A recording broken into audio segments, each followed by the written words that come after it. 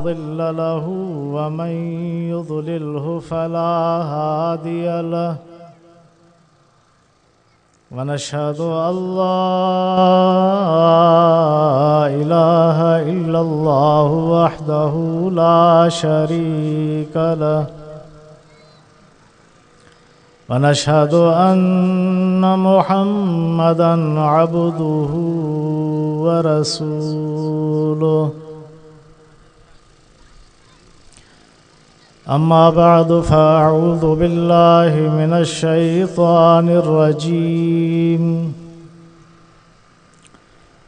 بسم الله الرحمن الرحيم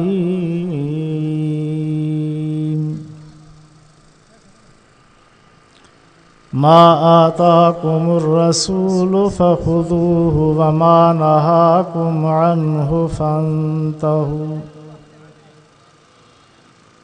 صدق الله مولانا العظيم وبلغنا رسوله النبي الصادق الأمين ونحن على ذلك من الشاهدين والشاكرين والحمد لله رب العالمين إن الله وملائكته يصلون على النبي يا أيها الذين آمنوا صلوا عليه وسلموا تسليما اللهم صل على سيدنا ومولانا محمد النبي الأمي وعلى آله وبارك وسلم عدد كل معلوم لك دائما أبدا मुझा अजीज़ दोस्तों,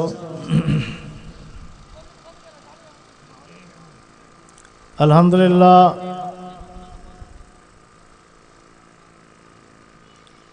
अज हिन गोठ मज़ारी कोलाची जे अंदर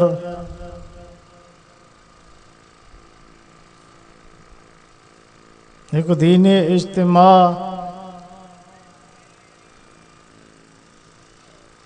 मुनक़द कयो वयो।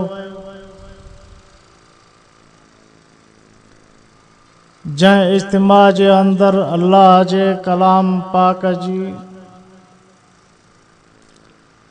तिलावत हले थी पई ऐं अल्लाह जे वादानियत जो ज़िक्र हले तो, पैगंबर अलैहिस्सलातु वस्सलाम जे रिसालत जो ज़िक्र हले तो।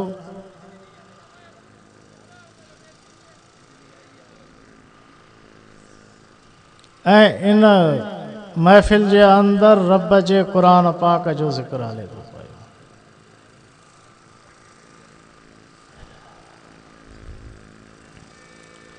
मुंहिंजा अज़ीज़ दोस्तों,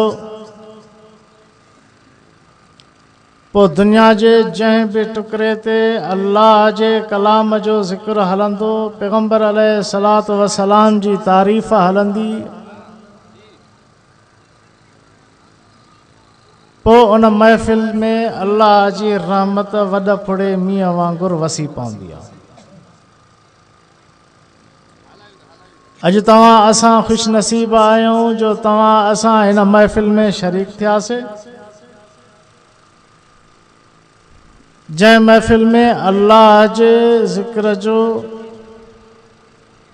ऐं पैगंबर अलैहिस्सलातु वस्सलाम जी तारीफ़ ऐं अल्लाह जे रहमत जे वॾ फुड़े मींहं जो वसकारो वसे थो पियो। दुनिया में ॿियूं बि महफ़िलूं जाम आहिनि, पर उते अल्लाह जे कलाम जो ज़िक्र कोन थो हले पियो। उहे महफ़िलूं रब जे ज़िक्र खां ख़ाली आहिनि, रब जे यादगीरे खां ख़ाली आहिनि, उते रहमत कोन वसंदी। रहमत हिन रब जे कुरान पाक जे ज़िक्र जे महफ़िल में वसे थी पई। पोइ जंहिं जाइ ते अल्लाह जे क़ुरान जो ज़िक्र हलंदो आहे, अल्लाह साईं मलाइकनि खे फरमाईंदो आहे, मलाइको अॼु ज़मीन जो सैर करे अचो। ॾिसो त मुंहिंजा बाना छा था करनि पिया। पोइ रब जा मलाइक ज़मीन ते लही ईंदा आहिनि, अची करे ज़मीन जो चकर ॾींदा आहिनि। पोइ जॾहिं शाम जो वापसि वेंदा आहिनि, अल्लाह साईं फरमाईंदो, मलाइको ॾियो ख़बर ज़मीन ते जो तव्हां सैर कयो, तव्हां छा ॾिठो। पोइ ते अल्लाह जा उहे मलाइक अर्ज़ु कंदा त साईं ज़मीन ते फिलाणो ज़िक्र हले पियो, फिलाणो ज़िक्र हले पियो, ज़मीन ते फिलाणी फिलाणी शइ थिए पई, पर हिकिड़ी जाइ अहिड़ी ई जाते तुंहिंजे क़ुरान जी महफ़िल हुई, उते तुंहिंजो ज़िक्र हले पियो, उते तुंहिंजा बाना वेठा। रब साईं फरमाईंदो, मलाइको तव्हां शाहिद हुजो, इन्हनि बाननि खे मां माफ़ करे छॾियो।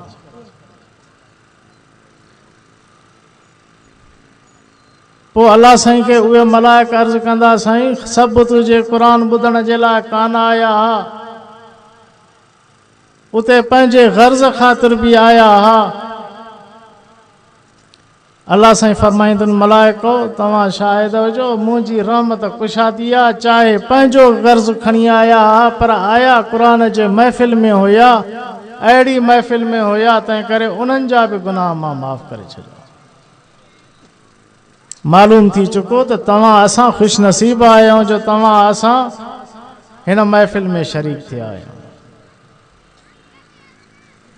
अॼु दुनिया जो पुरफ़तन माहौल हली रहियो आहे, हर जाइ ते इंसान शैतान जे जार में फाथो बीठो आहे। शैतान अहिड़ो इंसान जे लाइ गुनाहनि जो जार विछायो आहे जो इंसान गुनाहनि जे जार खां निकिरी नथो सघे पियो। एॾो शैतान इंसान जे लाइ जार विछाए छॾियो आहे। हर विख ते गुनाह, हर विख ते नाफ़रमानी, हर विख ते इस्यान। पर पोइ जेको इंसान हिन क़ुरान पाक खे चिंबड़ी वठे थो, दुनिया जे ज़िंदगीअ में पंहिंजी ज़िंदगी क़ुरान पाक सां लॻाए थो, पैगंबर अलैहिस्सलातु वस्सलाम जो तरीक़ो पंहिंजे ज़िंदगीअ में अपनाए थो पियो, त गोया के इहो इंसान इन ॼण जार खां बचणु चाहे थो।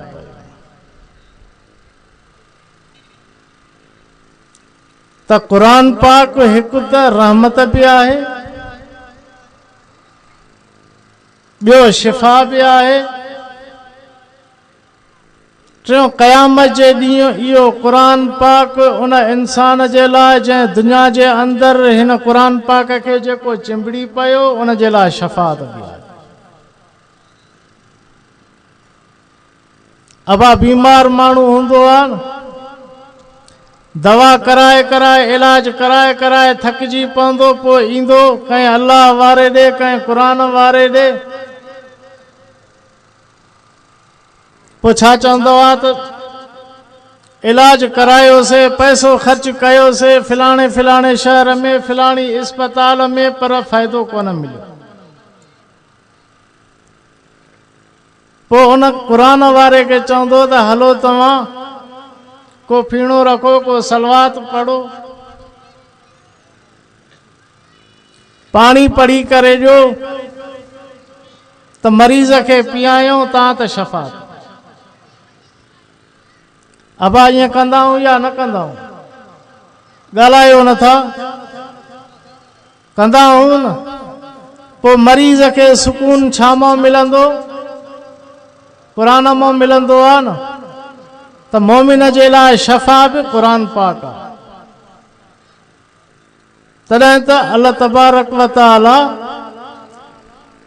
कुरान पाक जे अंदर फरमायो अला बिज़िक्रिल्लाहि तत्मइन्नुल क़ुलूब। तव्हां भले केॾी बि दुनिया जे अंदर कोशिश कयो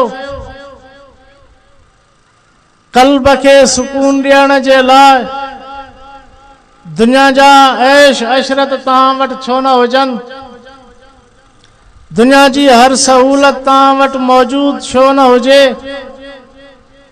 काई भी दुनिया जी कमी तव्हां वटि न हुजे, पर जेकॾहिं सुकून कुल कल्ब न हूंदो त उहो इंसान दुनिया में बेचैन ऐं परेशान हूंदो।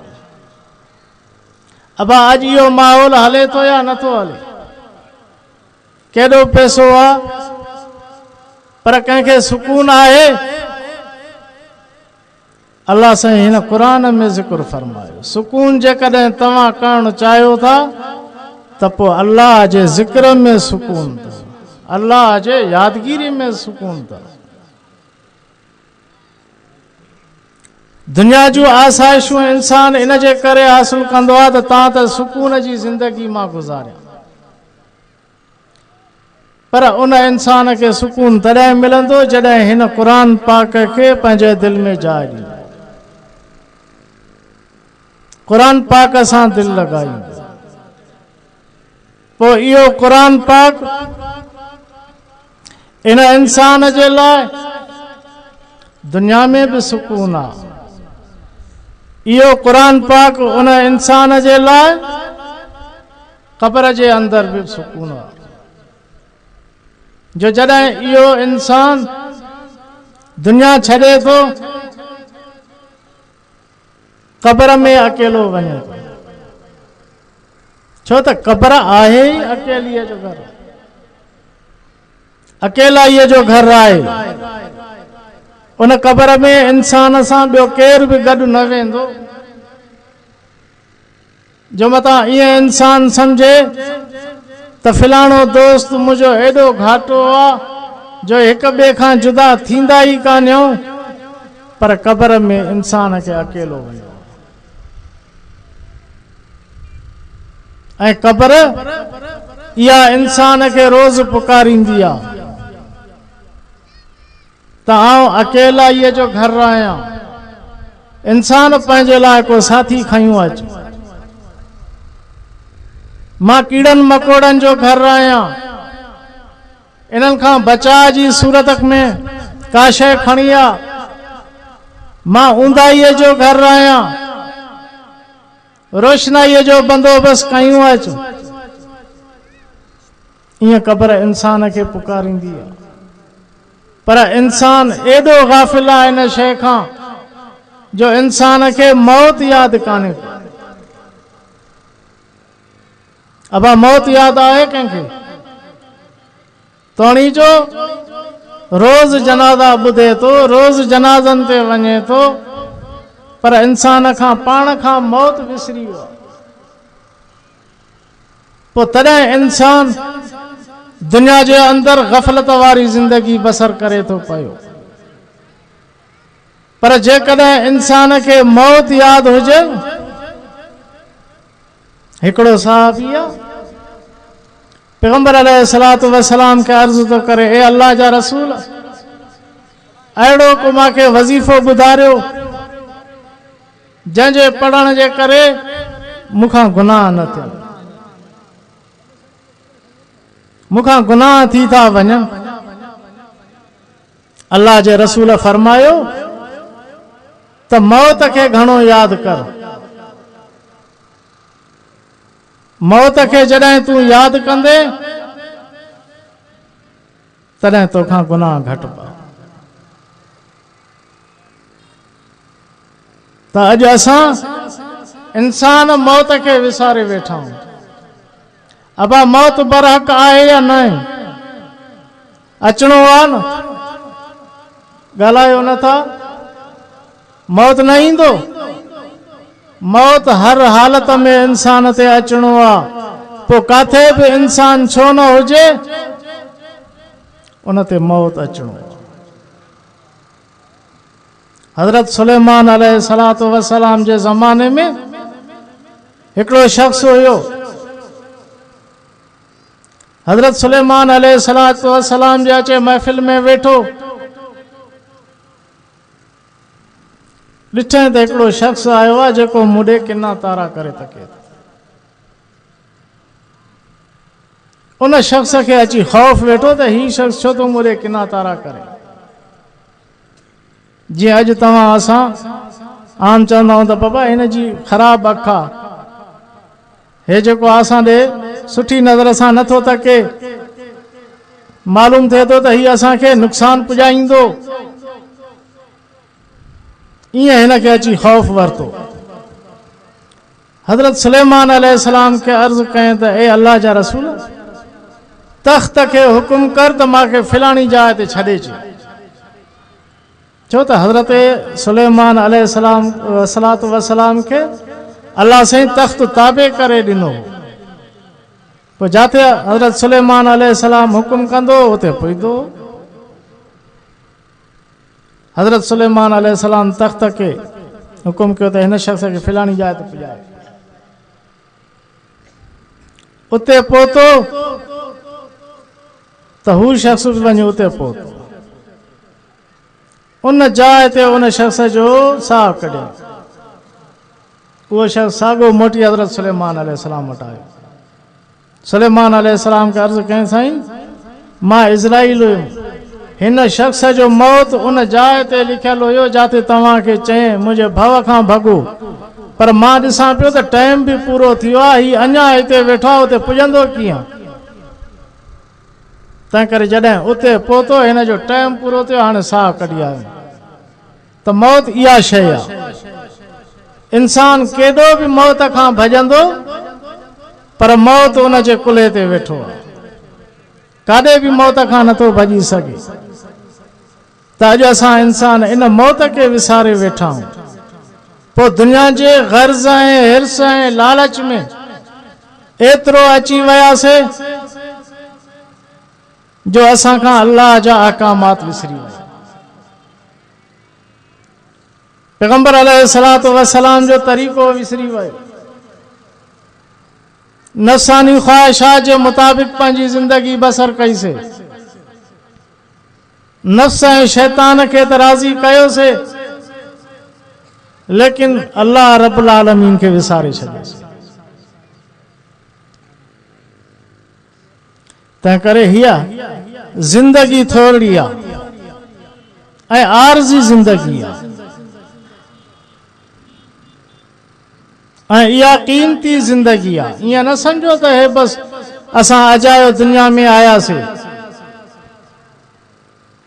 हीअ ज़िंदगी आरज़ी ज़िंदगी आहे, क़ीमती ज़िंदगी आहे। ऐं दुनिया में जेको असां आया आहियूं अजायो न आया आहियूं, असां वॾे मक़सद जे लाइ आया आहियूं। फरमायो रब साईं, वमा ख़लक़तुल जिन्न वल इंसा इल्ला लियअबुदून, मां हिन इंसान खे पंहिंजे इबादत जे लाइ पैदा कयो आहे। त तव्हां असां अल्लाह जी इबादत जे लाइ आया आहियूं, अल्लाह जे बंदगीअ जे लाइ आया आहियूं। पोइ ही जेको तव्हां असांखे रब साईं नेमतूं ॾिनियूं आहिनि दुनिया वारियूं, इहे सभु इंसान जे लाइ आहिनि। ये मींहं ॾिसो था, ही पोख पला ॾिसो था, ही दुनिया में जेके नेमतूं तव्हां असां हासिल कयूं था, इहे सभु इंसान जे फ़ाइदे जे लाइ रब साईं पैदा कयूं त इंसान दुनिया जी ज़िंदगी गुज़ारे, इन्हनि मां फ़ाइदो वठे, पर इंसान इबादत मूं अल्लाह जी करे। इन नेमतुनि जो इंसान शुक्र करे। पोइ इन जे करे अल्लाह तबारक व तआला इंसाननि जे लाइ पैगंबर मोकिलिया, जेके इंसाननि खे रब जो रस्तो ॾेखारनि पिया, रब सां इंसान खे मिलाइनि पिया। त अल्लाह तबारक व तआला तव्हां असां ॾे आख़िरी पैगंबर मोकिलियो, हज़रत मोहम्मद मुस्तफ़ा सल्लल्लाहु अलैहि वसल्लम। उन तव्हां असांखे पंहिंजे ज़िंदगी गुज़ारण जो मक़सदु ॾेखारियो। छो त पैगंबर अलैहिस्सलातु वस्सलाम जेके ज़िंदगीअ में अमल कया, हाणे जेकॾहिं तव्हां असां उन्हनि जे अमलनि जी पैरवी कंदासीं, पंहिंजो तरीक़ो पैगंबर अलैहिस्सलातु वस्सलाम जे तरीक़े सां मिलाईंदासीं ऐं पैगंबर अलैहिस्सलातु वस्सलाम जे तरीक़े ते पंहिंजी ज़िंदगी गुज़ारींदासीं त तव्हां असांजी दुनिया में भी कामयाबी त आख़िरत में भी कामयाबी। पर जेकॾहिं पैगंबर अलैहिस्सलातु वस्सलाम जे तरीक़े खां हटियासीं, अल्लाह जे अहकामात जे मुताबिक़ पंहिंजी ज़िंदगी बसर न कईसीं, त पोइ उहो इंसान ख़सिरत दुनिया वल आख़िरा। अल्लाह से फरमाए तो दुनिया भी उनजी खसारे वारी आहे, आख़िरत भी उनजी खसारे वारी आहे। दुआ कयो त अल्लाह तबारक व तआला तव्हां असांखे दुनिया में रहाए त पंहिंजे पैगंबर अलैहिस्सलातु वस्सलाम जे पैरवी करण जी तौफ़ीक़ अता फरमाए ऐं पैगंबर अलैहिस्सलातु वस्सलाम सां सच्चो ताल्लुक़ नसीब फरमाए। इन ताल्लुक़ सां असां दुनिया मां लॾियूं, इन ताल्लुक़ सां जॾहिं आख़िरत जे अंदरि उथूं त इन ताल्लुक़ सां उथूं। वाखिर दावाना अनिल हम्दुलिल्लाहि रब्बिल आलमीन।